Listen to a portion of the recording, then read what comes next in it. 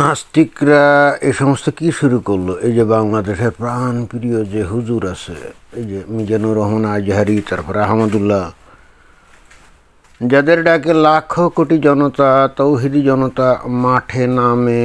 এই যে মিজানুর রহমান আজহারি, সে যদি কোনো জায়গায় ওয়াজ করতে যায়, 10-15 লক্ষ লোক তো খুব ইজি একটা ব্যাপার, তো সেখানে চলে আসে।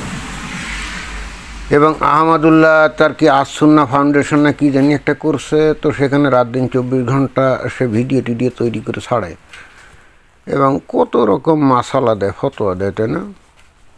কিন্তু এই দুইজনের একটা জায়গায় খুব দুর্দান্ত মিল, সেটা হলো যে প্রচণ্ড রকমভাবে অমুসলিম বিদ্বেষী, বিশেষ করে ইহুদিদের নাম তো শুনতেই পারে না। এবং নানা কায়দায় নানাভাবে তারা হিন্দু, তারপরে খ্রিস্টানদের বিরুদ্ধে বিষোদ্গার করে এবং সেগুলো তারা একেবারে মুক্ত বিহঙ্গের মতো বাক স্বাধীনতাকে ব্যবহার করে বাংলাদেশেই করে।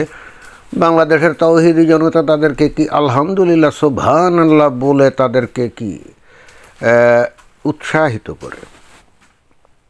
কিন্তু হঠাৎ করে কিছু এই যে নাস্তিক তাদের পিছনে লেগে গেল। এটা কোন ধরনের কথা? এই যে যেমন এই মিজানুর রহমান আজহারি আর আহমদুল্লাহ সাহেব না, তারা অস্ট্রেলিয়ার ভিসা পাইছিল যে অস্ট্রেলিয়াতে যাবে, সেখানে অস্ট্রেলিয়ার ইহুদি নাসারা খ্রিস্টান তাদের কাছে ইসলামের দাওয়াত পৌঁছে দেবে, তাদেরকে বেহেশতে নিয়ে যাবে, 72 হুরের ব্যবস্থা করবে।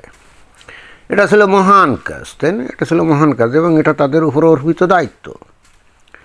দুনিয়ার সমস্ত অমুসলিমদেরকে ইসলামের ছায়াতলে নিয়ে আসার একটা মহান দায়িত্ব তারা পালন করছিল এবং সেই হেতু তারা অস্ট্রেলিয়ার ভিসা নিয়ে সেখানে গেছিল। কিন্তু এখন এই যে কিছু নাস্তিক আছে তাদের পিছনে লেগে অস্ট্রেলিয়া সরকারকে বলছে যে এরা তো প্রচণ্ড রকম সাম্প্রদায়িক, প্রচণ্ড রকম মানে জঙ্গি, এরা অমুসলিমদের একেবারে সহ্যই করতে পারে না, তাহলে অস্ট্রেলিয়ার মতো একটা গণতান্ত্রিক দেশে এই ধরনের জঙ্গি সাম্প্রদায়িক লোক কেন যাবে? এখন অস্ট্রেলিয়ার সরকার কি বুঝে কী করলো কে জানে, এদের ভিসা নাকি রিভোক করে দিয়েছে, মানে বাতিল করে দিয়েছে। আর তখনই আমরা দেখলাম যে মিজানুর রহমান আজহারি কী করলো, একটা পোস্টে তার ফেসবুকে এসে সে জানাইলো কি অদ্ভুত ব্যাপার, যে ইহুদিদেরকে সে ভয়ঙ্কর ঘৃণা করে, হিটলারের প্রশংসা করে সে বাণী দেয়। যেহেতু হিটলার ওই যে ইহুদিদেরকে হত্যা করছিল, তাই না? সেই মিজানুর রহমান আজহারি আবার কী করে, সেই ইহুদিদের আবিষ্কৃত ফেসবুকে এসে পোস্ট দেয় যে তার মতো নাকি অসাম্প্রদায়িক ব্যক্তি আর দুনিয়াতে নাই, সে সব ধর্মের লোকদেরকে নাকি ভয়ঙ্কর রকম সমালোচনা করে। অথচ এই মিজানুর রহমান আজহারি কত সুন্দর বাচনভঙ্গিতে সে অমুসলিমদের ধর্মের ভয়ঙ্কর রকম অশ্লীলভাবে সমালোচনা করে। একটা বক্তৃতায় দেখলাম যে সে ওই বলছে, বানিয়ে বানিয়ে বলছে। বাংলাদেশে ওয়াজ করতে গেলে তো ভাই ইসলামের নামে যা ইচ্ছা খুশি বানিয়ে বানিয়ে বলা যায়, তো সে কী কাজটা করছে, হিন্দুদের ব্যাপারে সে উদ্ভট কিছু কাহিনী হাজির করছে।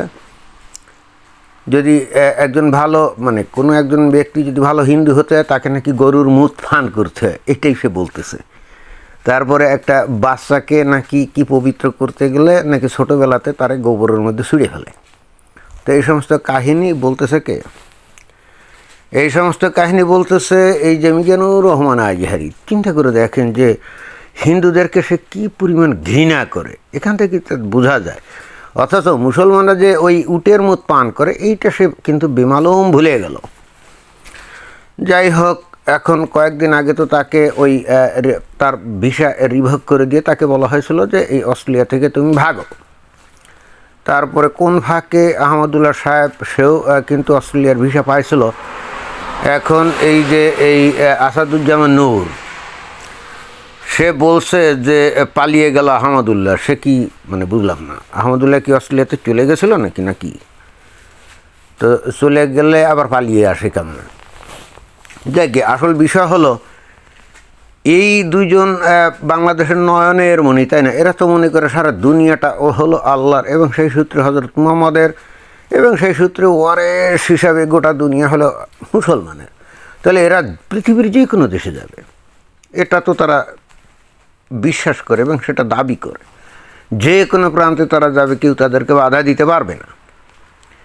এটাই তারা কিন্তু দৃঢ়ভাবে বিশ্বাস করে। কিন্তু এখন এটা হচ্ছেটাই, এখন অস্ট্রেলিয়াতে গেলে তাদের ভিসা বাতিল করে দিয়ে তাদেরকে আবার ফেরত পাঠানো হচ্ছে। তাহলে এই যে বিমানের টিকিট কেটে এরা যে গেল, এই টাকা কে দিবে? এই টাকা কে দিবে? এবং তার চাইতে বড় কথা হলো যে অস্ট্রেলিয়ার কারা এদেরকে দাওয়াত দিয়ে নিয়ে যায়? অস্ট্রেলিয়ার গভর্নমেন্ট আসলে কী করে সেটাই তো বুঝলাম না। At the first place, how did they get visa? How did the visa officer grant their visa? That's the real question. অস্ট্রেলিয়ার ভিসা সিস্টেম কি এতই দুর্বল নাকি? এখানে এই যে এই সমস্ত লোকদের কিন্তু অলরেডি দু একটা দেশে কিন্তু নিষিদ্ধ ঘোষণা করা হয়েছে, যেমন ব্রিটেনে মিজানুর রহমান আজহারিকে কিন্তু সেখানে অলরেডি সেখানে নিষিদ্ধ ঘোষণা করা হয়েছে। এখন অস্ট্রেলিয়ার কর্তৃপক্ষ কি এগুলো জানে না? তারা ভিসা দেওয়ার ক্ষেত্রে কি এগুলো কোনো কিছু চেক টেক করে না? আর এদের ব্যাকগ্রাউন্ড কিছুই কি জানে না নাকি? তাদেরকে ভিসা দিয়ে দিয়েছে এবং তখন আলহামদুলিল্লাহ সুবহান আল্লাহ বলে এরা অস্ট্রেলিয়াতে রওনা দিয়েছে। এখন প্রশ্ন হচ্ছে, এদের যে ভিসা গ্রান্ট করলো ভালো কথা, রিভোক করে এদেরকে পাঠিয়ে দিল, ইটস ওকে। কিন্তু অস্ট্রেলিয়ার গভর্নমেন্টের এখন উচিত না যে কারা এদেরকে দাওয়াত করে নিয়ে যাচ্ছিল, কোন সংগঠন? তো তাহলে যে সংগঠন এদেরকে দাওয়াত করে নিয়ে যাচ্ছিল তারাও নিশ্চয়ই এই মিজানুর রহমান আজহারি বা আহমদুল্লাহ এদের মতো ভয়ঙ্কর রকম সাম্প্রদায়িক। তো তাদের বিরুদ্ধে এখন অস্ট্রেলিয়া সরকার কি করবে? তাদেরকেও কি নিষিদ্ধ ঘোষণা করবে? এবং ওই সংগঠনের সাথে যারা জড়িত আছে, যদি তারা নাগরিক হয়ে গিয়ে থাকে তাহলে তাদের নাগরিকত্ব রিভোক করে দিয়ে তাদের পাশায় দুটা লাথি দিয়ে তাদেরকে কি বাংলাদেশে ফেরত পাঠাবে? এই ধরনের কর্মকাণ্ড কি তারা করবে? কি জানি, আমার ঠিক বোধে আসে না। এই পশ্চিমা দেশগুলোর আসলে মাঝে মাঝে কী হয়, নিজেদেরকে অনেক বুদ্ধিমান মনে করে, কিন্তু বোঝে না যে এদের ঘরের মধ্যে ওই যে উইপোকা ঢুকে ভিতর থেকে ধ্বংস করার জন্য পায়তারা করছে চোখের সামনে। তা যদি না হয় তাহলে এই সমস্ত লোকজন ভিসা পায় কেমন? এবং এই সমস্ত লোকজনদেরকে যারা দাওয়াত করে তাদের উপরে কি সরকারের কোনো নিয়ন্ত্রণ নেই? তারা দেখে না যে ওই সমস্ত লোকজন ওখানে কী প্রচার করে? পশ্চিমা দেশগুলার গণতান্ত্রিক এবং বাক স্বাধীনতার সুযোগ নিয়ে এরা সেই দেশগুলোকে ধ্বংস করার জন্যে বা ধ্বংস করার অপচেষ্টায় লিপ্ত আছে। সেটা কি এই অস্ট্রেলিয়া বা ইংল্যান্ড অথবা পশ্চিমা দেশ আমেরিকা কানাডা এগুলো দেখে না নাকি? যাই হোক, এদের জায়গা হলো বাংলাদেশ, সেখানেই ফিরে আসা উচিত। এরা কী কারণে ইহুদিন আসারা কাফেরদের দেশে যায় সেটা আমার ঠিক বোধগম্য না। যায় আসলে টাকার লোভে। এই যে মিজানুর রহমান আজহারি আর এই আহমদুল্লাহ, এদের টাকার কিন্তু অভাব নেই, এদের আর কত টাকা দরকার?